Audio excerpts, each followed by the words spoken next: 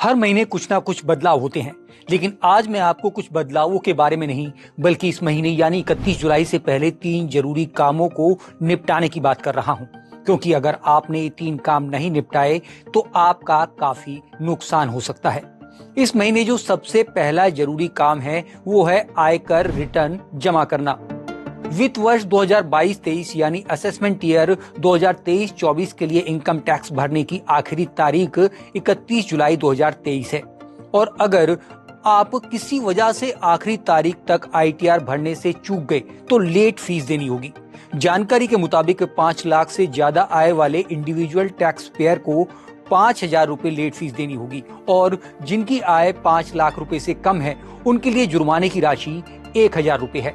अगली जानकारी है किसानों के लिए प्रधानमंत्री फसल बीमा योजना।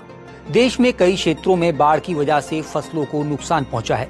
इस हालात में प्रधानमंत्री फसल बीमा योजना किसानों के बड़े काम आ सकती है और इस योजना के अंतर्गत किसान अपनी फसल का बीमा करवाकर अपने आर्थिक नुकसान को कम कर सकते हैं।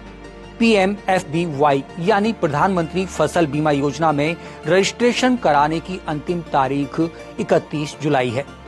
आइए आपको बताते हैं PMFBY के लिए कैसे रजिस्ट्रेशन कराएं।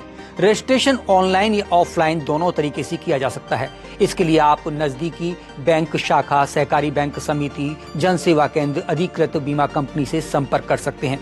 इसके अलावा PMFBY.gov.in पर ऑनलाइन आवेदन कर सकते हैं।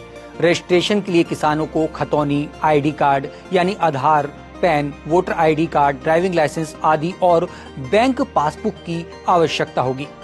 तीसरा जरूरी काम इस महीने पत्राचार से पढ़ने वाले विद्यार्थियों के लिए है। इग्नू में एडमिशन और री रजिस्ट्रेशन।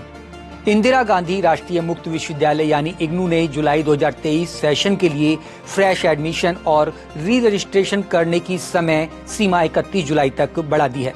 इच्छुक विद्यार्थियों ने अगर इसके लिए अभी तक आवेदन नहीं किया है तो वो इग्नू की आधिकारिक वेबसाइट ignu.ac.in पर या ignuadmission.samarth.edu.in पर जाकर ओपन एंड डिस्टेंस लर्निंग यानी ODL प्रोग्राम्स के लिए रजिस्ट्रेशन कर सकते हैं।